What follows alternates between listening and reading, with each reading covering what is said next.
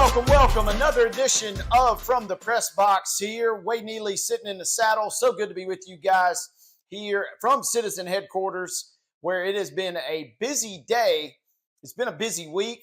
Honestly, it's been a busy month for us here at PCL, but big wheels keep on turning. So glad that you guys are with us. We've got a great show on hand here today. None other than our very good friend and colleague, our good pal, Mr. Chris Bledsoe, will stop by the studio. We had a great chat with Chris, talking all things about the start of high school basketball. We talk about all four of our area programs, the Giles County Lady Bobcats, the Richland Lady Raiders, and then the Bobcats and Raiders as well. So you're going to want to stick around for that. And then at the end of that segment, we obviously discuss the biggest topic of the week. Giles County, the Bobcats march on, and they march to the third round of the TSSAA 3A playoffs. Third straight season that the Bobcats will play a quarterfinal game. Last year, they were fortunate enough, thanks to the schedule makers, they were able to get that game at the Brickyard. This year, however, they're going to have to travel due to that Maryville rule. So Giles County hits the road. They go to undefeated Meigs County. We'll talk plenty with Chris about that, and then we'll get you our details about our broadcast coming up at the end. But real quickly, going back to last week, we have to mention what went down last Friday night at Giles County, 70-29, as Giles County absolutely boat races McMinn Central. And McMinn Central is a good football team, folks. If you listen to our broadcast, we hopefully painted an accurate depiction there, because Giles County just flat out played phenomenal. Every drive but two ended with a score, whether it was a field goal or a touchdown, and even got a safety thrown in there. So 70 points for GCHS in that big win last week. And really a dominant performance. A lot of folks in the community are asking, how in the world did Giles put up 70? Was McMinn not that great? Is Giles County that good? And kind of like everything, it's kind of somewhere in the middle. And so Chris and I will dive into that a little bit later. But we got to give a shout out to our main man, Kamari Turner. I nominated him for our Main Street Preps Player of the Week. And why not, folks? All Kamari did, all he did was just torch McMinn Central here. And as KT just ran roughshod through the defense there for the Chargers, he had over 100 yards on the ground rushing with 3 touchdowns. He had 181 yards receiving with 2 touchdowns, so 5 total TDs for Kamari. He had a 65-yard kickoff return, and he had a defensive interception. This guy, it was his final game in a Bobcat uniform at Sam Davis Park. And he sent the home team out with a show. So no doubt about it, he was my nominee, and what a performance. Randolph also had a great game on the ground for Giles County. He had 2 touchdowns, close to 100 yards. Johnny Jackson had over 250 yards passing, 16 of 21. Playing at a high level are these Bobcats. So we'll break down GCHS a little bit more. Other topics I want to get into, by the time this show is coming out, it'll be Thursday. It will be the start, at least of our area squads of high school basketball. Richland is on the road at Eagleville, and Giles County is hosting Shelbyville. And we will have 2 broadcasts on Thursday. PCL, I'll be bringing you the Giles County Shelbyville game inside the Hardin Mayfield Gymnasium. We will not be covering the Richland game tomorrow night, because we're going to do a special final broadcast to cap off kind of our middle school rivalry series. We're going to be down in Elkton as the Elks are set to host the Wildcats in Minor Hill. Mark my eyes will have your broadcast there. So 2 big matchups. But to make it up, we're going to a little peace offering. We're going to be covering the Richland game on Saturday as the Lady Raiders head over to Lawrence County, and they will tackle Spring Hill in a neutral site contest. Other big items I want to shout out before we get out of here. Saturday, it's going to be UT Southern in a massive soccer match out at Grissom Pitch. Still playing soccer, and what that means is we're down to the nitty-gritty.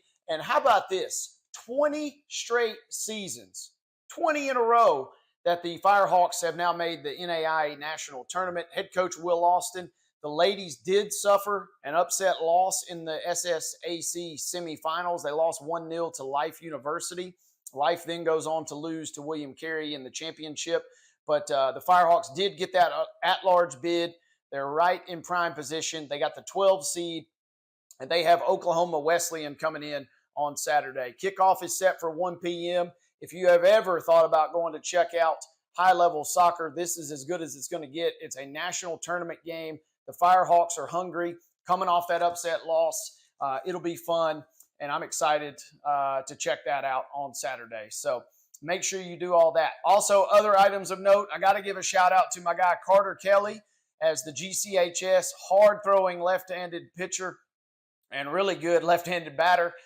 He signed and made it official last week, signing to the University of Georgia. He's going to go pitch for the Bulldogs. I was on hand at the ceremony. Shout out to Carter and head coach Dustin Hill. Those guys continue to be top-notch folks, and it was great. It was so fun. It's really what we kind of love to see here at the Pulaski Citizen. Our brightest and our best going on to do even bigger and better things, and we certainly wish Carter all the best in a Georgia uniform. I know some people may not be so hot about the prospect of a local guy playing for the Bulldogs, but humorous for a little bit, folks, because that's a big-time achievement.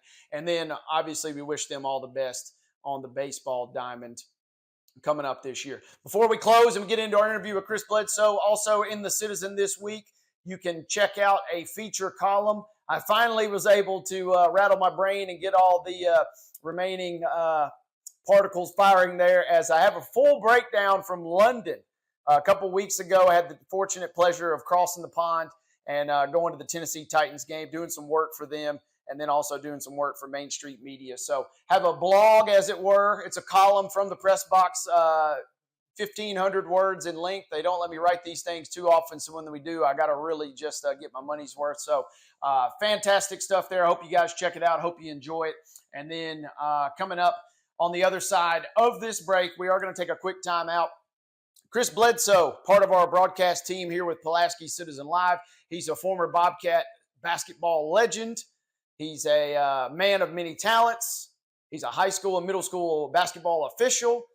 But on Friday nights, he's just my bud. We just get to hang out and we get to call Bobcat football games. And we have got a massive segment coming up with you. So without further ado, we're going to take a time out.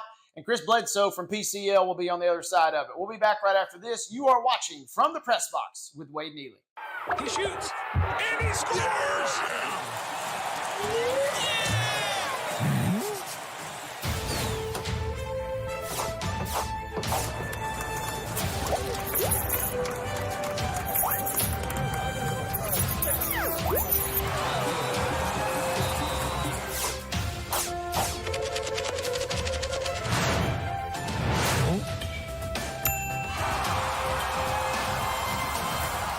Welcome back. We come to you here from Citizen HQ, another episode of From the Press Box, and this has been a long-awaited, long-awaited, highly anticipated segment. We've actually been delaying it for a few weeks, but our good friend, PCL colleague, Mr. Chris Bledsoe is in the house. Partner. How you doing, my man? Man, it's good to be here. I'm super excited. I've been watching it all year long, just kind of waiting and on my moment, on the opportunity. I think I've got a face that was made for radio, so I don't know how well you mean both the video is going to go, but super excited to be here, man. To be a part we are pumped and we're thrilled. We are deep into the high school football playoff scene as Giles County is in the quarterfinals. We're going to talk a lot about that throughout this segment. But also, as that season comes toward its end, hopefully in a few more weeks, basketball season is just getting tipped off. We've already had a couple of broadcasts on Pulaski Citizen Live at the middle school level. And this show coming out on Thursday, Richland is at Eagleville tonight, and Giles County is hosting Shelbyville. Can you believe the high school? You've already even got a referee assignment or two for the high school squads under your belt. High school hoop season is upon us, partner. Man, it's kind of crazy how quickly it all kind of comes into play and how quickly things get rolling. You look at middle school ball started a few weeks ago, and then you kind of trickle into the high school season. I had an opportunity to work a couple play days a few weeks ago, and even last Saturday. Then last night I had my first high school assignment of this 2024 season. So it happens really quickly, and it always seems so fast here in Giles County because we've been spoiled, if you will, with a football program that plays late into November. So it really seems like it just kind of sneaks up on you, but super excited to be a part of basketball on a lot of levels, to say the least, and just kind of getting that season going and getting a chance to watch some of the Lady Raiders. I even had a chance to see them in camp a couple of weeks ago over there in Linville. Also had a chance to see the Lady Bobcats. So again, two programs that are young, youthful, but a lot of talent there. Hadn't had a chance to see actually I did. Hadn't had a chance to see Giles County boys as far as camp is concerned, but I did even see the Richland Raiders last Saturday over in Lawrence County. So and they looked extremely well, almost midseason form Yeah. already. So just it's good to be able to see our local schools competing at a high level. Yeah, we kind of get rolling. We're right in the thick of things, and we've got a full schedule for you guys. Stay tuned. We'll drop all the games that we're going to be covering. We're trying to get to as many as we can. We'll do a doubleheader on Thursday night. Final few middle school games, we're going to make sure we sneak those in, but then we'll really crank up the high school action later this week, and next week. So let's kind of just dive right in with basketball. I just wanted to get your initial thoughts. Let's start with our ladies programs. It's kind of a tale of two programs. We know that the Richland Lady Raiders, year in, year out, they are so durable. They're so consistent. I'm curious your thoughts on them. And then we'll also touch on Giles County under a new regime. Coach Steger coming in from Alabama. So let's start with Richland. Haven't had a chance to see them and just know what we know about them. What impresses you or what stands out to you, I guess, for the Lady Raiders of Richland? Well, number one, they defend at a high level, and there's so much of them, so much demanded of them. Coach, anybody that knows Coach Chad Hall knows he coaches at a very high level, and he demands a lot out of his ladies, and they respond really well. And I had a chance, like I said, to see him a couple of weeks ago, and they did a terrific job of just trying to execute each play. He talks about that consistently, about possession. Each possession is your next biggest possession, Yeah. so you got to take care of it. Had a chance to see Miss Shelby Higgins, who is a phenomenal basketball player. By the way, happy belated birthday. Pretty sure she celebrated one this week, but she looked, again, in almost mid-season form, the way she shoots it at such a high level, and even helping her teammates create shots is a huge asset for them. And then there's a young guard over there by the name of Bailey Blair, who, if you hadn't had opportunity to see Bailey Blair play basketball, you are missing out. I'm telling you, she's good as advertised. She's fun to watch. But it's funny how they always talk about your point guards needing to be extensions of your coaching staff. And if you were to listen to Bailey talk to some of her Lady Raiders mid-play and mid-action, she's just getting everybody in the right spot and constantly doing the right things. And that's what you want as a head coach when you're talking about your point guard, and she does a terrific job at that. And again, they have a lot of other integral parts and integral pieces that are going to play a part this season. So they're going to be fun to watch. I think they're going to shoot the ball really well. They're going to defend. They're going to rebound. And when you do those three things at a high level, you stand a chance of winning tonight. Absolutely. And you mentioned just those two alone, Bailey Blair and Shelby Higgins. That's enough to really kind of carry you pretty far. And then when you toss in a tenacious defender and rebounder like Caitlin Bass, who's been around for a number of years, there's a lot of promising pieces for Coach Chad Hall and that Lady Raider bunch as, again, they take on Eagleville on the road on Thursday night, and then they are going to play Spring Hill in a neutral site game on Saturday night that will also carry on PCL. Let's switch gears a little bit and let's talk about the Lady Bobcats now. Missy Harper stepping away after a great tenure there, a long tenure. But now a chance to revitalize that program a little bit that, let's be honest, had gotten a little stagnant. Help is on the way in terms of up-and-coming talent, but they bring in Fred Steger, who's a veteran coach in Alabama, having coached in limestone areas for a number of years, but also involved with Hazel Green. And that's really all you got to say if you're talking about pedigree. We know the pedigree or caliber of their women's program. What have you seen or liked out of them thus far? Had a chance to again see them this past Saturday, and then had a chance to talk to members of the coaching staff, because you mentioned Coach Fred is one of the ones that brought on, but also Khadijon Townsend, correct, as well as assistant coaches. So I had a chance to talk to Coach Townsend as well, and then get a chance to see him. The biggest thing for those girls is the mindset is beginning to change a little bit, and how we're going to just show up and compete. Because you talked about it, the program had become a little bit stagnant, and sometimes can create bad habits and those things. And they've done a good job this summer, and then just this early part of fall of trying to turn some of those things around and really buying into what Coach Steger and Coach Townsend have been preaching to those ladies and trying to get them to do on a consistent basis. Watching them last Saturday over at Richland just did a lot of things really well defensively. And again, defensive adjustments and changes when you talk about a program. In some cases, is more difficult than offensive stuff because a lot of principles change, a lot of keys change. You're reading different stuff, and they're just again trying to learn that process. Still searching for a couple of pieces and playing. And I guess certain girls who are going to step up and be what you need them to be offensively, defensively. But Carson Brown is one you're going to hear a lot about as this season continues. She just kind of does it all, shoots it at a very high level, handles it fairly well. Kaya Gibson is another one that you're going to hear quite a bit about. Just does a lot for those ladies on the offensive end and defensive end. You're going to see a lot of stuff that we haven't seen from the Lady Bobcats. Again, I think we seen at one point a couple Saturdays ago, they're in a 5-out set, and there's a young lady on the team by the name of Miss Lily. And Lily stands at what looks to be 6'9", 6'8". She may not be that tall, folks. She's a tall young lady.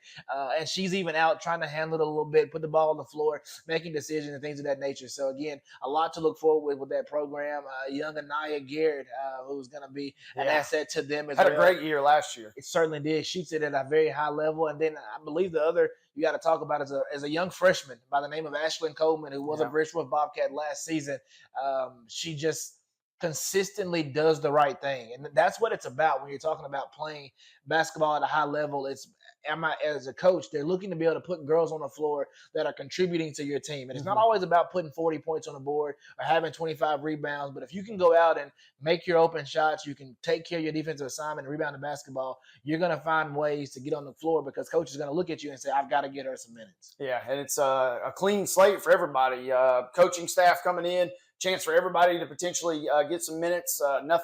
Spoke to coach in the summer. He said, hey, nobody has a starting job just yet. So that will be a key to watch, and it'll be exciting to watch if nothing else, because we don't know what really to expect just yet. So that's going to be fun. Let's shift gears now to our boys programs, and then we'll get in to the meat and potatoes of high school football coming up a little bit later.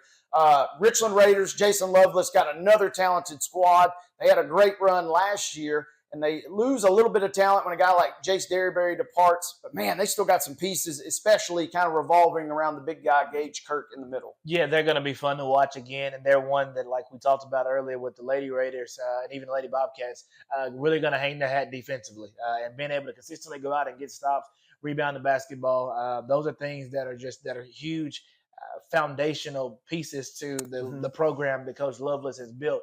Again, if you can rebound at a high level, defend at a high level, we're going to put points on the board. We're going to put the ball in the basket. But we've got to do those other two things to be successful. You touched on it, Gage Kirk. Had a chance to watch him up close and personal this past Saturday over in Lawrence County. He's a physical ball player, plays at a very high level, and does a good job of getting everyone else involved and making sure that these guys understand what Raider basketball is about, because they're playing a couple of kids that hadn't had an opportunity to actually be on the floor, have been on the team, but never actually had actual minutes to be on the floor. So it's going to be fun to watch some of those get a chance to do that and get their opportunity.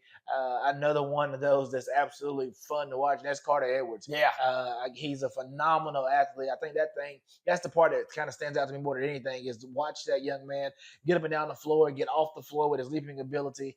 He again plays at a hard level, real hard-nosed defender. And it seems like every 5 to 7 years we're talking about a different Edwards kid. But if you ever watch one of them play, there you go. You kind of seen them all play, and he falls right in that category. Just a hard-nosed kid that goes out and tries to play the game at a high level and to the best of his ability, and then demands a lot of his teammates. Again, I've seen him kind of get into guys a little bit. Hey, we got to pick it up. Like you got to bring it.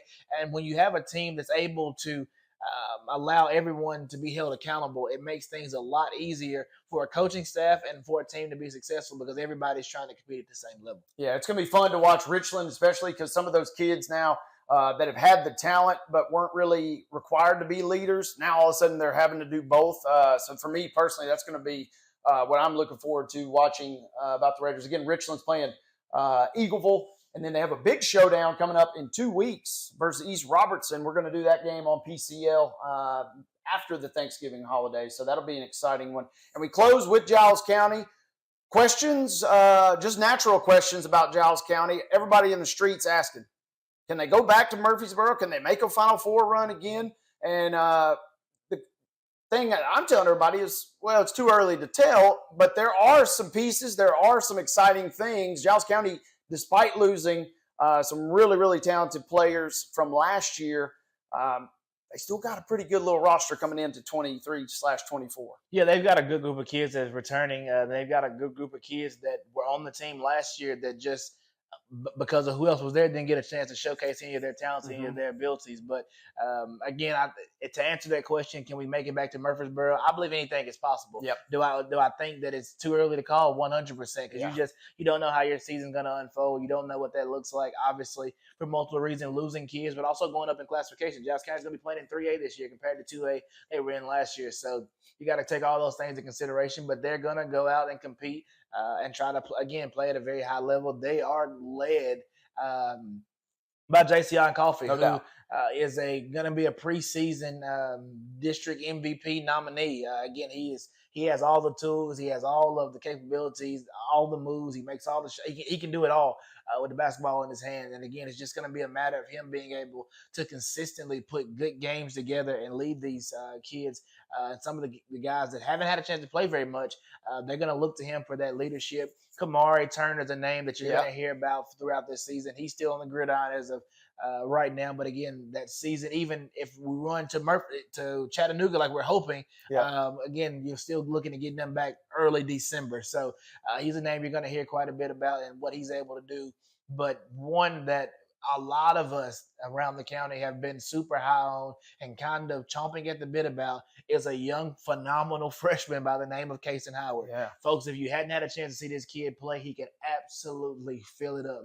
He plays at the one spot. He shoots it well. He handles it well, gets to the basket. Again, there's not a whole lot about this kid's game he doesn't have as of yet. The only knock you can put on Kason is the fact he hadn't played high school basketball as of yet. Tore it up at Bridgeport, though. Absolutely phenomenal career at Bridgeport. And again, he's kind of picked up this offseason where he left off at Bridgeport. They went over to Ravenwood this past Saturday, and he had another good showing over there. So again, they're super high on this kid and him being able to, again, lead as well. I think that's been the biggest surprise for a lot of the coaching staff is the amount of pressure that he puts on everybody else. And a lot of that leadership that you don't expect to see out of a young freshman, you see out of Kason really trying to become that alpha, if you will. And that's exciting for a number of reasons because every team needs that alpha. You need that dog that's going to lead, but also you got this kid for another 3 seasons. You know what I'm saying? So even if he doesn't figure out the alpha part now, you're talking about 3 years from now or even next year, you're looking at a kid that's like understands it. And now, the sky's the limit. So he's going to be a huge asset. And another guy that's had a big summer for this program, Deshaun Howard. He has been tremendous. Has really kind of sprouted up. He's kind of long. Was a shorter kid this past time last year. More height on him now. Yeah, he's kind of stringing out a little bit and getting a little longer, shooting the ball well. Just kind of doing his job consistently. So those are some kids you're going to see a lot from even before your football players get back. So again, it's going to be a fun year, exciting year. I tell everybody all the time, be patient. It's a basketball season is a marathon. It's not a sprint. And you've just got to kind of buy into it and do your job consistently. A lot of people forget that the Giles County team we've seen from Christmas and beyond wasn't the same Giles County team we saw from the beginning of the season up until Christmas. So, again, it's a marathon. Hang tight. It's going to be a fun season. Yeah, 100%. And as well as I do, we saw it with 2 teams that go to Murfreesboro last year. There were others, but these 2, obviously Giles County and Fayetteville. And those were teams that had great football seasons, smaller schools, but they make a deep run. And it's not just flipping a switch. It took Giles County 2, 3, maybe even Coach Murdoch said in Fayetteville, almost 4 weeks to get the team acclimated. But, yeah, then they kind of get rolling. So that will be – it's almost like a tale of 2 seasons in a sense for Giles County. Speaking of Kamari and the football Bobcats, let's dive into a little bit before we get you out of here, Chris. Big game. I'm trying to figure out. We're broadcasting this on Friday. This is going to be airing during our pregame show as well. So it's almost like we're broadcasting in the future a little bit, which I kind of am okay with. But Meigs County, very talented team. Giles County comes in on the heels of a 70-29 win versus McMinn Central. I don't know about you, but a lot of folks have been coming up to me in the street and they say, what happened to the game Friday? Did Giles County really put up 70 points in a playoff game? And I've kind of tried to paint the picture. Yes, they did. They're playing at a high level. McMinn Central went for the gusto. We called it on our broadcast. They went for it on 4th down a number of occasions. They had a couple special teams miscues, but they were actively pressing to try and win the game. And when you press, you leave yourself susceptible for easy points. And Giles County cashed in, but 70 points last week. I think it's going to be a lot different tale when they take on Meigs on Friday. Yeah, it's going to be a different ball game when we go over there for a number of reasons. This is going to be the first road trip in probably a month for the Bobcats, if not a little longer. It's going to be arguably one of the longest road trips we've had this season, without a doubt. So you take all those things into consideration. You're also looking at going over to a team that hadn't lost a ball game this season, haven't experienced any of that, the taste of defeat, if you will. So they're looking to stay perfect. They play a totally different style of football compared to McMinn that we seen last week. Again, they're going to want to ground and pound it and 3 yards in a cloud of dust, John Madden, boom, pow, type stuff. So, again, it's a little different aspect there. We've got to do a better job of controlling the line of scrimmage and really being strong at the point of attack. And I've said it all season long. I'll say it again here. You've got to go out and win one-on-ones. When you're talking about being a playoff football team and winning ball games at this point of the season, there's going to be times where your best player just has to be better than their best player. You've got to go out on those occasions one-on-one and go out and win those. Had a chance to talk to some of the coaching staff and some of the close family to Amari Smith, who is, again, we didn't see much in that ball game defensively last week, but he's had a fairly decent week, looks pretty decent, so looking to get him back there. Caleb Oates, another kid who's going to have to be huge for the Bobcats, and he's been just a madman the last couple of weeks. No other way to put it, really.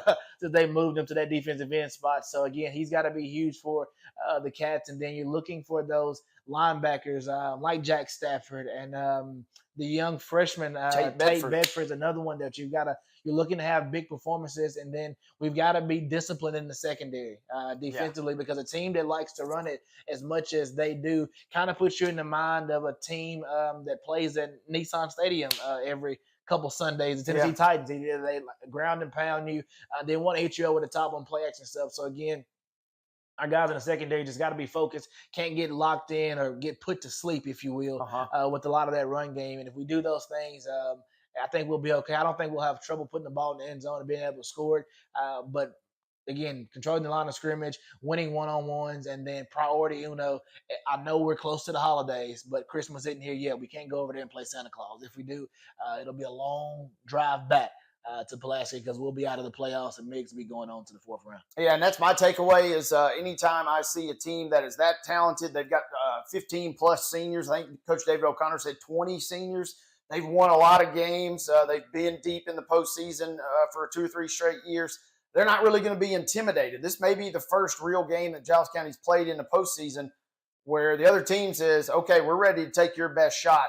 But when you hear a run-first team, if Giles County falls behind, that could be dangerous. So GCHS is going to have to try and control the tempo early or establish a lead early maybe if they really want to not be in a super close game late. Yeah, I think you're right. You've got to come out and, again, set the tone. It wouldn't surprise me one bit to see Giles County come out and take the opening possession and being aggressive in that regard because you want to go out and put points on the board, put your defense on the field because you're in a situation if you can go up 2 scores against a team that plays as slow, if you will, as they do, you kind of put them in an unfamiliar territory. And again, having a chance to look at some of their Coach T scores. Haven't been a lot of ball games from all indication where they've had to play from behind or where they've trailed or been in a lot of adversity, if you will. So, again, if you can put them in that type of situation early in the ball game, you may get a chance to see a different team than they've been all year long because, again, they just haven't been in that type of atmosphere. The thing that bodes well for Giles County is early in the season, when you're looking at us being 0-2, you're talking about a team. Well, are Giles County as good as they think they are? Are they as good, or are they this, are they that? Well, 2 of those losses came. One of those was to Hardin County, who actually just got put out last week in the second round of the 4A state tournament or state playoffs, if you will. And the other one was Page, who has been a runner-up for the last 2 years. To my knowledge, is still competing to get back to. Yeah, they're still live. They play Centennial this Friday. Trying to get back to Chattanooga. So again, 2 talented programs you took early losses to. You're saying, why go over there and do that? Why play those teams? Well, fast forward to, Friday night, that's why you go do that. That's why you put yourself in those situations. That's why you play those teams, because it prepares you for moments like this, because you've seen more talented teams. You've been in situations where things wasn't as great as you'd like for them to be. You've had to battle back, and you know what it feels like to be on both sides. And I think that's why the Bobcats do that, so that we're ready when playoff time rolls around. Don't know about the strength of schedule for Meigs County and who they've played, and things of that nature. So all that's going to play a huge part in what goes on. But again, most importantly, we've got to control the line of scrimmage, win one-on-ones, and don't go play Santa Claus. I like your thoughts on that. And, yeah, that could be the winning recipe for GCHS. Partner, that's about all we can squeeze in, my friend. I told you it was much anticipated, and we want you to come back hopefully after a Bobcat win. We'll try and keep stacking these wins with you here on From the Press Box. Hey, sounds good, man. As always, thank you for having me. It's just super excited. Looking forward to the ball game here in a little while. Like you said, it's kind of fun. We're broadcasting in the future, if you will. Yeah. So, folks, stay tuned. We're going to have a good one. Yeah, for those that are watching this on Thursday, we also run this show on Friday as part of our Pulaski Citizen Live broadcast coverage. Chris and I, as well as our friend Scott Stewart, will be live over in Decatur, Tennessee. If you don't know where it is, don't worry, we didn't either till this week, but you can get over there to East Tennessee and look up Meigs County High School. That's where we'll be. Pulaski Citizen Live kicks off our broadcast coverage with this show at 5:15. A special airtime this week will go live at 5:15 here in Pulaski. 6 o'clock kickoff as we're over there in the Eastern time zone. For Chris Bledsoe, Wade Neely saying, we'll see you in just a moment. We're going to take a final segment here, a final break, I should say, as we get ready to close out another episode of From the Press Box. We'll be back right after this. Thomas Drugs, serving our community since the early 1900s. We're a full-service drugstore and soda fountain located in a building on Main Street that is on the National Register of Historic Places. We have a staff of pharmacists with over 70 years of experience, and we are committed to offering the best care and service to our community. We're now offering healthcare testing and treatment with positive results, a one-stop shop. Stop by our pharmacy today or visit our website at thomasdrugs.net. Welcome back. Time for the final segment. It is going to be a quick one, folks, because, man, we had fun catching up with our guy, Chris Bledsoe. We could talk. I mean, we could fill the whole 30 minutes. We could fill a whole hour, kind of like with Scott, kind of like with Mark, and a lot of folks here in the community. We could talk all day long about our great local programs. And so it was great to catch up with Chris. Looking forward to a great broadcast as Giles County travels to Meigs on Friday. Real quick, I got to go over the Fearless Forecasters from last week. Up and down week for yours truly. I did make up one game on Mark Mize. And I'm not trying to brag too much, but I did call the Tennessee demise at Missouri. I didn't know that it would be to that extent. I thought Missouri would come away with the win. And Mark, despite being a noted Missouri fan, he elected to pick Tennessee.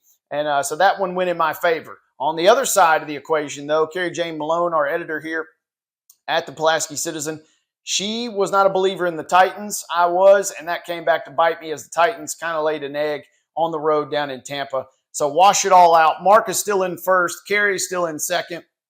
I sit there in third. Clara Carter was our winner last week. She only missed one and was close to winning that jackpot. If you go undefeated or pick perfect, as we like to say, $300 this week. If you do not pick perfect, but you are our winner, you get a free car wash courtesy of our friends at Gerald's Auto Body. With that being said, let's go to the games real quick. It's a big week as Tennessee and Georgia are getting ready to play. And I kind of went off the rails. I knew that Mark and Carrie are ahead of me, and I knew they probably were both going to pick Georgia. So I'm kind of taking Tennessee. I don't necessarily think that Tennessee is going to win this game. I do think they have a chance, but I don't think it's much of a chance. But I picked Tennessee in the picks this week. That was just a little gamesmanship to maybe see if I could sneak one in. I got to try something as we come down the stretch here. Also, give me Washington over Oregon State. I'm taking Clemson to knock off North Carolina. I am taking USC over UCLA, although I think that's going to be a game a little bit closer than the experts think. Missouri should handle Florida, and then give me Miami over Louisville. I'll take South Carolina over Kentucky. Back to the Pac-12 we go. The band is on the field. Give me the Cal Bears as they travel to Stanford Don't know that we'll see the band on the field. I think California should run away with that one, and so we won't have that redo from the 80s there. Kansas State in the sunshine, or in the Sunflower State, there we go, match up there, the rivalry. Give me Kansas State over Kansas. Oklahoma appears to be back. They travel to BYU. Not necessarily an easy game, an easy trip by any stretch, but I think Oklahoma has gotten back on track. They win that game. I'm also taking Texas to knock off Iowa State, and I'm taking Purdue in an upset. Kind of surprised that Mark and Kerry went with Northwestern. So Purdue is one that I'm really going to be keeping my eyes on because that is a chance for me to climb up the ladder. Give me Texas Tech over UCF. Also, give me Arizona over Utah. Mark is taking Utah this week. I was tempted, but I think Arizona they are playing sneaky good football this year. Been fun to watch. Give me Indiana over Michigan State. The Michigan fan in me, it's tough to pick the Spartans, folks. Just bear with me there. And then final game of the week, we had to add a few, so we wanted to make sure we had some good ones. Give me SMU over Memphis. I think that'll be a close game. Memphis has been known to play some of those marquee games or tough games down the stretch, so we'll see. But I think SMU should be able to do that. So you notice no pro games this week. That is due to our deadlines getting pushed up due to the holiday. So if you pick perfect again, you win 300 smackers, and we'll be off and running in addition with the free car wash courtesy of Gerald's Auto Body. That is literally about all the time we have, folks. A final reminder, we've got basketball on PCL Thursday night. We've got football on Friday night. We've got basketball on Saturday night. It has been a busy week for us here, and we're really just kind of getting into the thick of things. Richland travels to Eagleville on Thursday night for hoops. We will also broadcast the Giles County game versus Shelbyville. That game will be at home. And a special broadcast. Richland is off our PCL airwaves on Thursday night. We will catch them many, many times throughout the year, but we wanted to capture one last local rivalry game. We're going to do Minor Hill and Elkton. Mark Mize will have your broadcast there on Thursday. Friday night, yours truly and Chris Bledsoe will be over in East Tennessee. Scott Stewart will be with us as well. That is going to be the big one. Giles County traveling to Meigs with a berth in the semifinals on the line. Saturday night, it'll be a fun one over in Lawrence County as we close out the week in style. The Richland Lady Raiders will play Spring Hill at Lawrence County. So it's a neutral site game, and that comes your way at 7 p.m. What a great time it has been. We hope you guys have enjoyed another episode of From the Press Box. Thanks to Chris Bledsoe for dropping by. Thank you guys so much for supporting us each and every single week. We wish you a very safe and very festive Thanksgiving Turkey Day week. We will catch up with you real soon here on From the Press Box.